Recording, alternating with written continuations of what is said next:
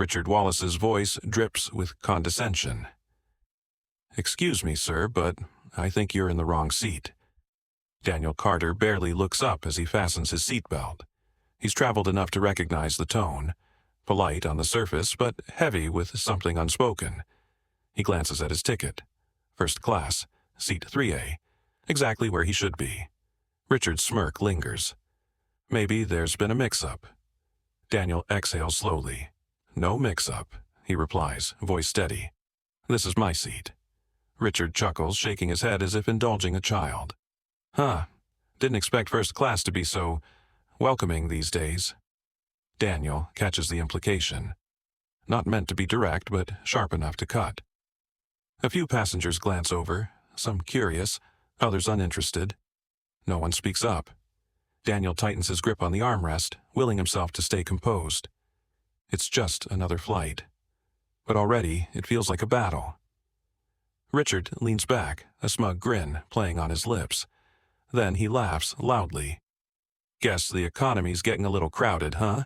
he quips, voice carrying through the cabin. A couple of passengers chuckle, nervous, hesitant. Others shift uncomfortably in their seats. No one says a word. Daniel keeps his gaze forward. He's heard this before, the laughter designed to isolate, to turn him into an outsider. His fingers drum against his knee. He could respond, but what's the point? He's seen how this plays out. The man in power always gets the last word, or so he thinks. As Daniel reaches for the overhead bin, Richard mutters just loud enough for him to hear. "Must have been a diversity quota." The words land like a slap. A deliberate jab, calculated to make Daniel feel out of place. He grips his bag a little tighter. The years of hard work, the late nights, the sacrifices, it all boils down to this? A stranger reducing him to a checkbox? His jaw tightens, but he refuses to react. He won't give Richard that satisfaction. Instead, he calmly places his bag inside and sits back down. But inside, the words churn like a slow-burning fire. And fires, when fed, have a way of growing. Richard isn't done. He waves over a flight attendant, voice laced with forced politeness. "Miss, I think there's been a mistake. I don't believe he's supposed to be here." Daniel exhales. Here we go. The flight attendant, mid-30s, professional smile, glances between them. "Sir, do you have your ticket?" Richard gestures toward Daniel. "He does, but you might want to double-check. Mistakes happen, right?" The moment shifts. Passengers steal glances, pretending not to watch. Some sip their drinks, others adjust their headrests, feigning disinterest. But they're listening. They always listen. Daniel keeps his expression unreadable as he retrieves his ticket. He's not about to let this man drag him down. He hands it over without a word. The flight attendant hesitates. That pause. Just a fraction of a second too long. Says everything. The flight attendant studies the ticket. The tension in the air is thick enough to cut. Richard leans in, waiting for validation. The flight attendant swallows, her smile faltering. "I'll just double-check with the crew." Daniel's stomach tightens. Even with proof, she hesitates, as if her mind is working through an equation where he doesn't quite belong. Richard smirks. He already considers this a win. Daniel has seen this before. The weight of silent judgment, the doubt, the subtle hesitation that tells a person they have something to prove. And yet, he's the one who has to stay composed. Daniel clenches his jaw. He's been here before. The moment where anger pushes against restraint. He could snap back. Demand the respect he deserves. But what would that do? Confirm their suspicions? Give Richard the satisfaction of calling him aggressive? He takes a slow breath. Then another. His fingers relax, even as his heart pounds. When the flight attendant returns, he'll let the ticket speak for itself. Because the truth always comes out. Richard leans back, arms crossed, eyes filled with smug amusement. "Well," he drawls, "enjoy it while it lasts." Daniel doesn't flinch. He refuses to give him the reaction he wants. Richard chuckles, shaking his head. "Guys like you always do." Daniel meets his gaze, unblinking. Not this time. The flight attendant is returning. Ticket in hand. The moment of truth is seconds away. And this time, Daniel isn't the one who will be proven wrong. Daniel, maybe stick to something simpler.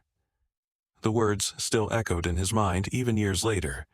His third-grade teacher had said them when he announced he wanted to be a writer. Not a doctor, not a lawyer, just a writer. Growing up in a small town, Daniel Carter had learned early that people saw him through a narrow lens. His teachers never expected much. His classmates assumed less. When he aced a test, they whispered about luck. When he struggled, they nodded knowingly. And when he dared to dream, they politely reminded him of his place. But Daniel had no intention of staying in it. Books became his escape. In stories, no one told him what he couldn't do. He found himself in pages filled with resilience. Characters who defied expectations. Voices that shattered limitations. He read Baldwin, Morrison, Angelo. Each word felt like a rebellion. One night, after finishing Invisible Man, he stared at the ceiling, heart pounding. Could he write something like that? Could his words mean something? That was the moment he knew. He wouldn't just read stories, he would write them. Years later, Daniel stood in front of a classroom, marker in hand, watching his students wrestle with a passage from To Kill a Mockingbird. "All right," he said, "why does Atticus defend Tom Robinson?" A hand shot up. "Because it's the right thing to do?" Daniel nodded. "And why does that matter?" A pause. Then, understanding. Moments like these fueled him. Teaching wasn't just about literature. It was about showing his students, especially the ones who looked like him, that their voices mattered. More than they knew. By day, he taught. By night, he wrote. Each chapter was a quiet act of defiance, each sentence a challenge to the assumptions he'd grown up with. He never expected anyone to read them. It was enough to create. But then, one night, his phone buzzed. A publisher's email, a manuscript request, a door opening. His hands trembled. Was this real? His whole life, people had told him what he couldn't be.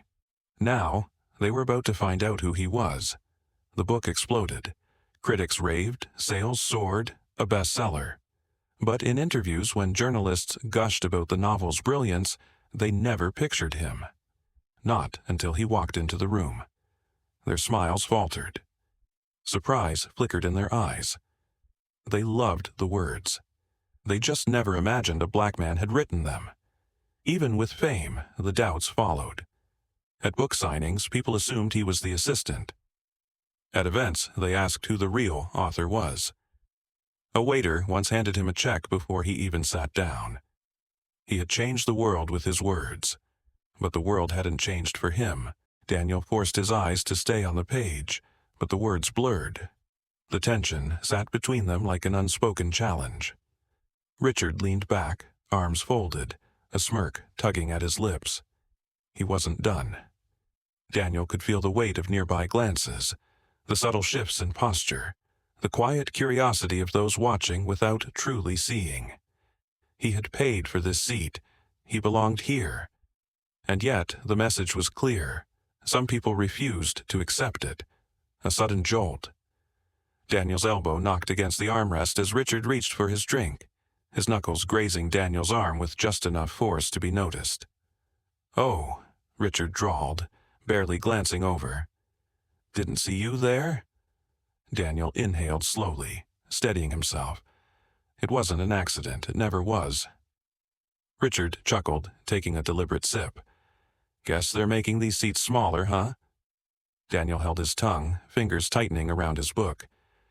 If he responded, he'd be the problem. If he stayed silent, he'd be complicit. Either way, Richard had already won this round. From across the aisle, a new voice chimed in. Light, amused, but with an edge that cut deep. "Didn't think teachers made enough for first class," the man mused, shaking his head. "Guess budget cuts aren't hitting everyone the same." A few soft chuckles rippled through the cabin. Not loud, not blatant, just enough to make the moment sting. Daniel turned the page of his book without reading a single word. His job was to teach, to inspire, to build futures in a world that still questioned his presence. And yet, here he was. reduced to a punchline. The flight attendant passed by, offering polite smiles, refilling drinks, carefully avoiding eye contact. She had heard. They all had. But she kept moving, her hands smoothing out an invisible wrinkle on her uniform, her gaze locked on a distant point. A silent decision. Daniel watched as she greeted another passenger, warmly, effortlessly, before retreating to the front. A choice had been made, not loud, not direct, but clear. She wouldn't get involved. Daniel exhaled through his nose, a familiar weight settling in his chest. He was on his own. His pulse pounded in his ears. The walls of first class felt smaller, the air heavier. He had felt this before, in classrooms where teachers assumed the worst, in stores where security watched too closely, in conversations laced with veiled condescension. And now, here. He could confront Richard, call out the stranger and demand acknowledgement from the flight attendant. But what would it change? A headline flashed in his mind. Unruly passenger removed from flight. He could already hear the justifications. Maybe he overreacted. Maybe it was all in his head. Daniel shut his book. This wasn't new. This was just another chapter. The flight attendant returned, a polite but firm smile plastered on her face. "Sir, I just wanted to apologize," she said, glancing at Richard. Daniel felt a flicker of relief until she spoke again. "For any misunderstanding, Mr. Carter does belong here." Richard let out an exaggerated sigh of relief, placing a hand on his chest. "Oh, good. For a second there, I thought maybe I was on the wrong flight." A few chuckles rippled through first class. Daniel swallowed hard, an apology, directed at the wrong person. The flight attendant nodded at Richard before turning away, her job apparently done. Daniel's grip on his armrest tightened. This wasn't ignorance. This was confirmation. They weren't just questioning his presence, they were justifying the doubt. Richard leaned back, shaking his head, laughter spilling from his lips. Loud, deliberate. "Man, you can't make this stuff up," he said between chuckles. "I mean, imagine getting defensive over a simple question." Daniel didn't flinch, but he felt every eye in the cabin shift toward him. Some were amused, some are indifferent. None outraged. Richard wiped his eyes. "Relax, Professor. No harm, no foul, right?" Daniel clenched his jaw. Every word dripped with mockery. Every laugh dug deeper. He could feel it now, that slow, simmering heat rising in his chest. Not just at Richard, but at everyone who let the moment pass without a word. The silence around him wasn't discomfort. It was an agreement. Daniel exhaled, steadying his voice. "Enough. What's so funny?" The laughter cut short. The air tensed. Richard raised an eyebrow. "Come on, man. No need to get all worked up."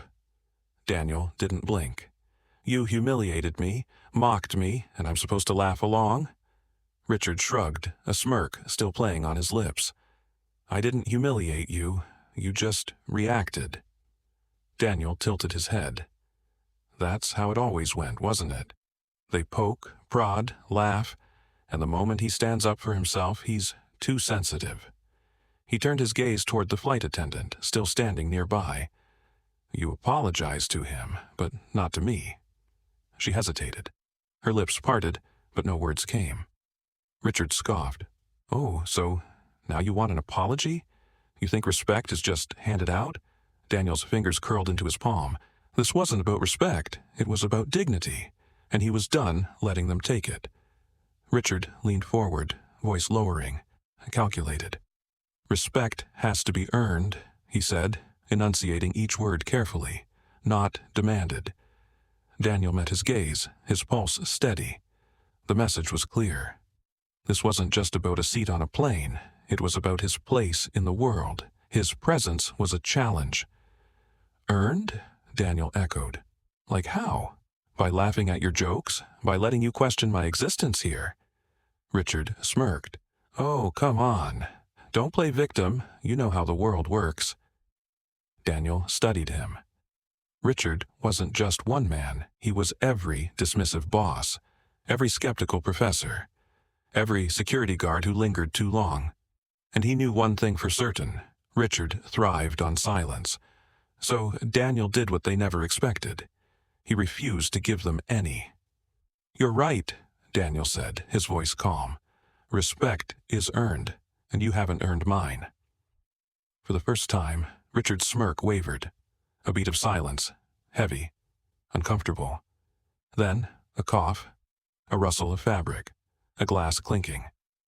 Passengers shifted in their seats, eyes darting away, pretending they hadn't heard anything. No one spoke, no one defended him. A few awkward chuckles broke the quiet, as if dismissing the moment, as if nothing had happened. Daniel looked around. The silence wasn't neutral. It was complicated. Richard leaned back, smug once more. "Guess no one disagrees with me." Daniel didn't reply, because that silence had already answered everything. A voice, low and hesitant, slipped into the space beside him. "Why don't you just ignore him?" Daniel turned. A woman across the aisle. Kind eyes, nervous expression. Like she meant well. He let out a dry laugh. Ignore him? Ignore the mockery, the humiliation, the laughter at his expense. "Would you?" Daniel asked, voice quiet but firm. She blinked, her lips pressing together. He already knew the answer. Ignoring wasn't an option. It never was. And yet it was the advice they always gave, the easiest way to keep the peace. But Daniel wasn't here for peace. He was here for justice. The silence stretched, thick and suffocating, until a voice, warm yet firm, cut through the air. "Oh, my goodness!" Heads turned. The woman seated next to Daniel straightened, adjusting her glasses as she studied him. There was a flicker of realization in her eyes. "I knew you looked familiar," she murmured. Daniel glanced at her, surprised. Another comment? Another dismissal? But then she smiled, genuine and wide. "You're Daniel Carter, aren't you?" The tension in the cabin shifted, like a crack in the ice. Richard frowned, his smirk faltering for the first time. The woman didn't notice, or didn't care. She turned to the passenger beside her. "This is incredible," she continued, her voice growing louder. "Do you know who he is?" A murmur rippled through the cabin. Daniel held Richard's gaze, watching as curiosity started to replace condescension. The woman's voice rose with excitement. "Wait, you're Daniel Carter!" Richard blinked, his brow furrowing. Others in the cabin shifted in their seats, curiosity piqued. "You wrote Echoes of Us," the woman continued, eyes alight with admiration. "That novel about history, race, and justice. It changed the way so many people see the world." A pause. Then a voice from the row behind them. "I read that book." Another murmur. A few passengers pulled out their phones, scrolling, searching. The realization was spreading. Richard let out a short laugh, shaking his head. "So, what?" "He writes books. Doesn't mean he's special." The woman's expression hardened. "Not just books. His work has been praised worldwide. People study it, discuss it, respect it." She turned back to Daniel, her smile softening. "You belong here more than anyone." Daniel inhaled slowly, watching as the narrative began to shift. The whispers moved like a slow wave. "I think my son studied his book in college. Oh wow, Echoes of Us was a bestseller, wasn't it?" Someone tapped their screen. "He was on that panel with the historian last year." The murmurs grew, spreading from seat to seat, eyes darting between Daniel and their phones. The weight of the moment tilted. The same people who had turned away minutes ago were now leaning in. Richard scoffed, folding his arms. "And? Why does any of this matter?" A man across the aisle glanced up from his phone. "Because it means you just mocked someone who's more accomplished than you'll ever be." Richard's jaw tightened. Daniel didn't say a word. He didn't have to. Because now, everyone was seeing him differently. The atmosphere in first class had changed. Where there had been silence, now there was recognition. Where there had been doubt, now there was respect. Passengers exchanged glances. some offering Daniel small nods, others shifting uncomfortably in their seats. Richard sat stiffly, his confidence unraveling, but he wasn't alone. A woman near the front cleared her throat. I was so caught up in the moment I didn't even think to question it. Another added, "That's the problem, isn't it? We let things slide until it's too obvious to ignore." A flight attendant lingered near the aisle, watching, perhaps realizing her mistake. Richard shifted in his seat. For the first time, the weight of scrutiny was on him. And Daniel, he just watched. Because this wasn't his battle anymore. It was theirs. Richard's smirk was gone. His fingers tapped against the armrest, his posture tense. The power he'd wielded minutes ago had slipped through his grasp. Daniel didn't gloat, didn't taunt. He just met Richard's gaze with quiet certainty. The silence around them felt different now. No longer complicit. Now, it was expectant. Richard cleared his throat. But whatever excuse he was about to make, it wouldn't matter. Because for the first time, he was the one out of place. And he knew it. The same flight attendant who had hesitated earlier now returned, her demeanor completely transformed. "Mr. Carter, I sincerely apologize for the misunderstanding," she said, her voice softer, almost rehearsed. "Please let me know if there's anything I can do to make your flight more comfortable." Daniel simply nodded. The irony was almost amusing. Minutes ago she had questioned his presence. Now she was bending over backward. Another attendant appeared, offering him a warm towel. "Can I bring you anything to drink? First-class service, of course." Richard scoffed under his breath, but no one was paying attention to him anymore. The dynamic had shifted. Passengers who had ignored the situation before were suddenly eager to speak. "I just want to say I loved Echoes of Us," a man admitted. "It really opened my eyes." A woman leaned in. "I read your interview last year, the way you talked about systemic inequality. So powerful." Daniel offered polite smiles, but deep down, he knew exactly what was happening. People valued voices only when the world told them to listen. Another voice chimed in. "It's crazy how people assume things, right?" The same people who had stayed silent before were now eager to align themselves with the winning side. Richard sat rigidly, jaw clenched, fingers gripping the armrest. Everything had unraveled. The smug confidence, the power he'd flaunted, it had all slipped away. He reached for his phone, pretending to scroll, desperate to disengage. But there was no escape. Every whisper, every glance, every approving nod toward Daniel felt like a direct hit. A man a few seats away chuckled. "Funny how tables turn, huh?" Richard exhaled sharply. For the first time, he was the one being dismissed. Daniel remained silent, letting the weight of the moment settle exactly where it belonged. "Mr. Carter," a young woman spoke up, phone in hand. "Would you mind taking a selfie with me?" Daniel hesitated, then nodded. As the camera clicked, Richard sat frozen, the ultimate picture of irrelevance. The image was more than just a snapshot. It was proof of a shift in power. Daniel turned to Richard, his voice calm but firm. "Respect isn't a given," he said. "It's earned." The words landed like a final verdict. A single clap, then another. Within seconds, the entire plane erupted into applause. Richard stared ahead, but Daniel didn't wait for a response. He had already won. Stories like this aren't just fiction. They reflect real experiences.